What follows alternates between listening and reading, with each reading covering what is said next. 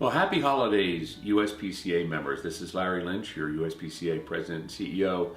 Just taking a few moments this holiday weekend to wish all of you the very best, both for this past year and for the coming year as well. It's been a good year for USPCA, and certainly I hope a good year for our members as well.